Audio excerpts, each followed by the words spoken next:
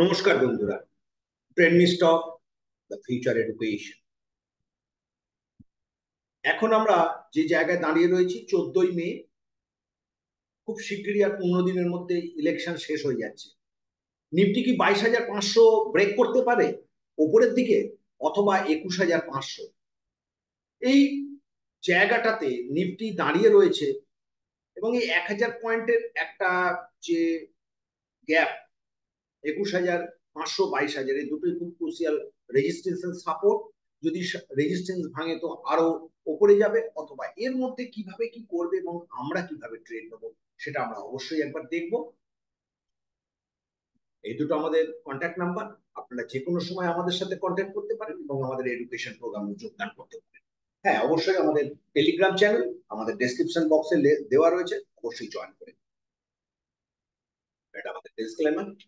চলুন আমরা দেখে নিই যে নিফটি এবং ব্যাংক নিফটি, এবং তার আগে অবশ্যই আমরা কিন্তু দেখে নেবো যে আজকে নিফটির কি অবস্থা। 113 পয়েন্ট প্লাস নিফটি। নেক্সট প্রায় 950 পয়েন্ট, মানে প্রায় 1.5% প্লাসের মধ্যে রয়েছে। তার মধ্যে ব্যাংক নিফটি কিন্তু খুব একটা সাপোর্ট দিতে পারেনি উপরে ওঠার জন্য। এবারে আমরা দেখবো যে কোন কোন স্টক এই নিফটিকে উপরে নিয়ে যেতে সাহায্য করেছে। তার মধ্যে অবশ্যই Adani enterprise, Mahindra and Mahindra, Hero MotoCorp, ONGC এবং লারসেন এন্ড টুব্রো।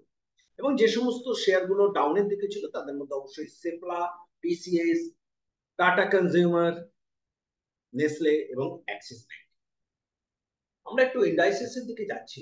যে স্টক গুলো আজকে, স্টক নয় ইন্ডেক্স গুলো একটু উপরের দিকে ছিল, তাদের মধ্যে অবশ্যই হচ্ছে Nifty, bank Nifty, Nifty energy সব থেকে বেশি। তারপরে অটো সেক্টরটাও প্রচুর রান দিয়েছে, 1.8%। তার এবং তার সাথে মেটাল 2.75। ঠিক সেটার জন্য নিফটি অতটা উঠেছে, ব্যাংক নিফটি সাপোর্ট করতে পারেনি, কিন্তু এফএমসিজি এবং ফার্মা কিন্তু একটু ডাউনে ছিল। তাহলে নিফটি আগামী দিনে যে জায়গাটাতে দাঁড়িয়ে রয়েছে, নিফটি কিন্তু নেক্সট যে রেজিস্ট্যান্সটা রয়েছে একদম 22,360। 22,360 নিফটির ক্ষেত্রে কিন্তু খুব স্ট্রং রেজিস্ট্যান্স, বারবার বলছি।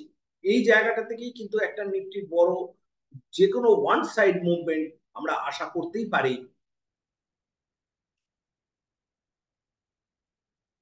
একদম এই জায়গাটা, সেই জায়গাটা আহ, হচ্ছে যে 22,300,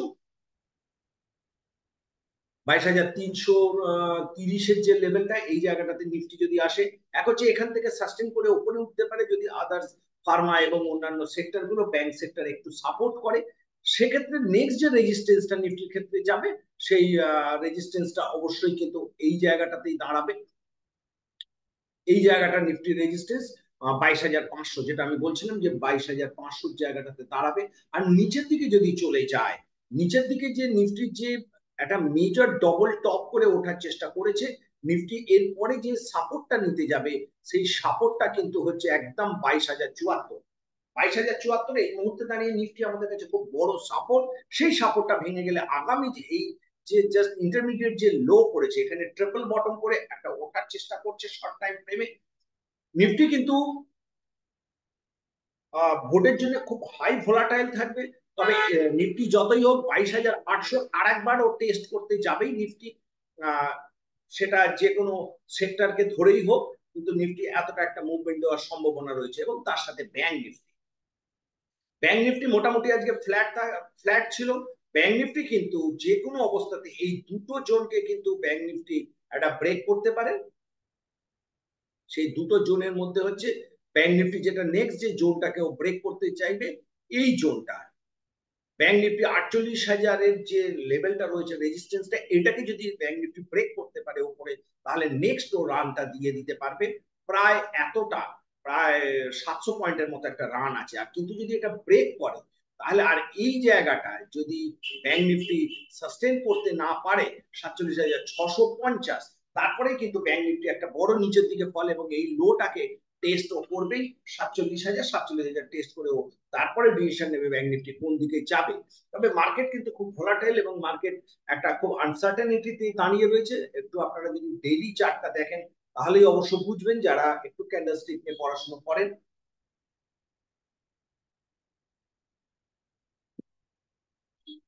যে এই যে জায়গাটাতে দাঁড়িয়ে রয়েছে অ্যাকচুয়ালি একটা ওয়ান টাইপ অফ এই যে বটমটা 21,700, 21,700টা ভাঙলে কিন্তু আর নিফটির পক্ষে আর দাঁড়িয়ে থাকা সম্ভব হবে না, তখন কিন্তু একটা বড় ফল আসবে। এবং সেখানে এই যে মেজর যে গ্যাপটা রয়েছে 20,300, এই গ্যাপটাকে কিন্তু পূরণ করতে চলে আসতে পারে। একটু কনসাসলি ট্রেড করবেন, আমি কোনো ভয় পাওয়াচ্ছি না, কিন্তু এই যে অবস্থাটা নিফটির, এটা কিন্তু খুব ভালো পজিশন নয়। না, নিফটিকে যদি ওপরে ব্রেক করতে হয় তাহলে কিন্তু নিফটিকে অবশ্যই নিচে আসতে হবে, কারণ এখানে ডবল টপ করে ফিরে আসছে। এবং আমরা যদি একটু লাইন চার্টেও দেখি, সরি,